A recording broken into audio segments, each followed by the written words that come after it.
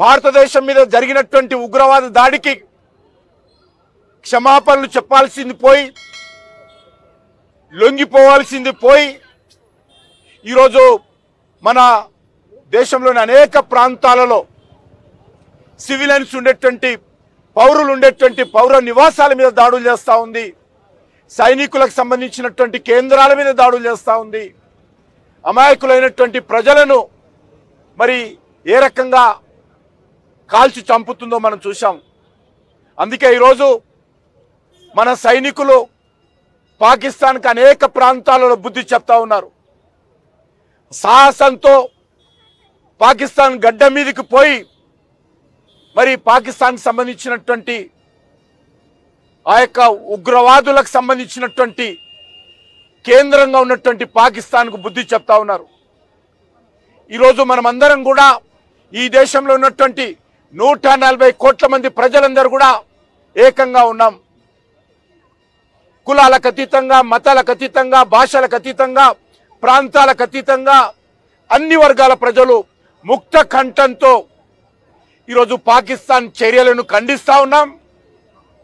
140 కోట్ల మంది భారత సైనికులకు అండగా నిలబడ్డారు. భారత సైనికులు మరి ఏ రకంగా ధైర్యంతో పోరాటం చేస్తున్నారో వాళ్ళకు అన్ని రకాలుగా ఈరోజు భారతీయులందరూ కూడా కలిసి ఉన్నారు. మానసికంగా వాళ్ళకు అండగా నిలబడ్డాం. వాళ్ళకు ఆత్మ ధైర్యం కల్పించే ప్రయత్నం చేస్తూ ఉన్నాం. అందుకే నేను అన్ని వర్గాల ప్రజలను కోరుతా ఉన్నాను, మన సైనికులకు ఏదైతే దేశ రక్షణ కోసం, దేశ సమైక్యత కోసం, దేశ సమగ్రత కోసం పోరాటం చేస్తున్నారో, ప్రాణాలు తెగించి పాకిస్తాన్ యొక్క సైన్యంతో, పాకిస్తాన్ ఉగ్రవాదంతో పోరాటం చేస్తున్నారో వాళ్ళ సైనికులకు అండగా మనము అన్ని దేవాలయాలలో పూజలు చేయాల్సిందిగా అన్ని వర్గాల ప్రజలను కోరుతా ఉన్నాను. అదేవిధంగా అన్ని జిల్లా కేంద్రాలలో, అన్ని మండల కేంద్రాలలో, అన్ని గ్రామాలలో కూడా సైనికులకు అండగా మరి ఊరేగింపులు నిర్వహించాలి. అన్ని రాజకీయ పార్టీలు కలిసి నిర్వహించాలి. అన్ని కుల సంఘాలు, అన్ని వర్గాల ప్రజలు, విద్యార్థులు, యువకులు, మహిళలు అందరూ కూడా కలిసికట్టుగా సైనికులకు అండగా నిలబడుతూ ఊరేగింపులు నిర్వహించాల్సిందిగా నేను తెలుగు ప్రజలందరినీ కోరుతా ఉన్నాను. నాకు పూర్తి విశ్వాసం ఉంది, మన సైనికులు ఖచ్చితంగా భారతదేశాన్ని విజయ వైపు నడిపిస్తారు. ఉగ్రవాదులకు నిలయంగా ఉన్నటువంటి పాకిస్తాన్కు ఖచ్చితంగా బుద్ధి చెప్తారు. ఆ దిశలో భారతీయులందరూ కూడా ఏకమై మన సైనికులకు అండగా నిలబడాల్సిందిగా కోరుతూ సెలవు తీసుకుంటారు. When the issue of 370 came, I said, I am the first person to support it. Our party will support it. ఆ కాశ్మీర్ దగ్గర వాడు పొద్దున్న లేస్తే పాకిస్తాన్కి ఇంత దేశం అధ్యక్ష తీసి గట్టి కొడితే పోతాడా? మనం ఎక్కడ, మన సంఖ్య ఎక్కడ, వాళ్ళు ఎక్కడ?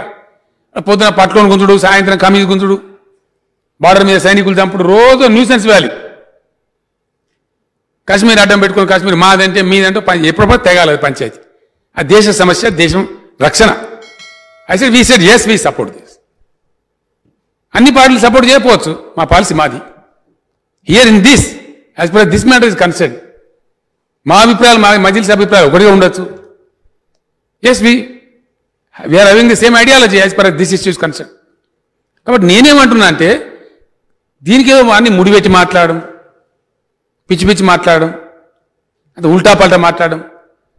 మేము the situation is sir, we are raising certain doubts of the people of the country. We are raising those point. Please answer them, please satisfy them. We are also a party representing the people.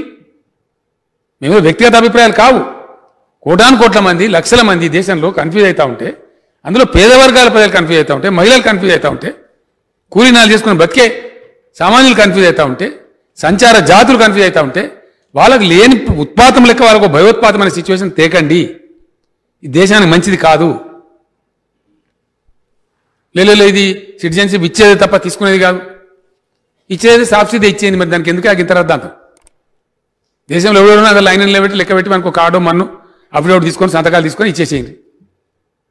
కానీ ఈ కాగితం they ఆ కాగితం they లేని కాగితాలు తెమ్మని ఏదో దాని మీద కూర్చు కాలా హే దౌడు వస్తాను కదా. మా దేశ సార్వభౌమ అధికారం వైపు కన్నెత్తి చూసినా ఈ భూమి మీద మీకు నూకలు చెల్లినట్టే, ఈ భూమి మీద మీరు నివసించడానికి మీరు అర్హత కోల్పోయినట్టే అని చెప్పి నేను ఈ వేదిక మీద నుంచి హెచ్చరిక జారీ చెయ్యదలుచుకున్నా. ఎన్నికలు వచ్చినప్పుడు రాజకీయాలు ఉండొచ్చు, ఎన్నికల సందర్భంగా భిన్న సిద్ధాంతాలు ఉండొచ్చు. మా నాయకుడు మల్లికార్జున్ ఖర్గే గారు, ప్రధాన ప్రతిపక్ష నాయకుడు రాహుల్ గాంధీ గారు ఈ దేశ ప్రధానమంత్రిని కలిసి సంపూర్ణంగా మేము అండగా నిలబడతాం, ఉగ్రవాదుల యొక్క పీచ మణిచివేయండి అని చెప్పి మద్దతు ఇచ్చిండ్రు. ఇది భారతీయుల యొక్క స్ఫూర్తి.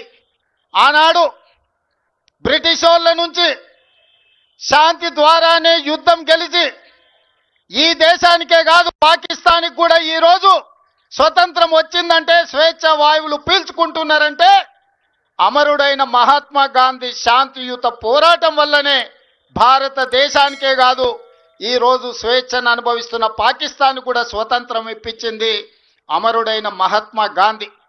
ఆ మహాత్మా గాంధీ శాంతి సిద్ధాంతాన్ని పుణికిపుచ్చుకున్న భారతీయులు 140 కోట్ల మంది ప్రపంచంలో శాంతిని కోరుకుంటూ, శాంతిని నెలకొల్పుతూ అభివృద్ధి పదం వైపు ఈ దేశాన్ని నడిపించి ప్రపంచ దేశాలలోనే ఒక గొప్ప దేశంగా, ఒక గొప్ప స్ఫూర్తినిచ్చే దేశంగా నిలబెట్టాలని మేము అనుకుంటున్నాం. కానీ మా శాంతి స్వరూపాన్ని, మా శాంతి యొక్క ఆకాంక్షను మా చేతగాని తనంగా ఎవరైనా భావించి మా భూభాగంలో కాలు మోపి మా ఆడబిడ్డల నుదుటి సింధూరాన్ని తుడిచివేయాలనుకుంటే ఆపరేషన్ సింధూరే మీకు సమాధానం. ఆపరేషన్ సింధూర్ ద్వారా మిమ్మల్ని నేలమట్టం చేసే శక్తి మా వీర జవానులకు ఉన్నది. ఆ వీర జవానులకు 140 కోట్ల భారతీయులు అండదండగా నిలబడతారని ఈ సమావేశం ద్వారా మేము సందేశాన్ని పంపించదలుచుకున్నాం.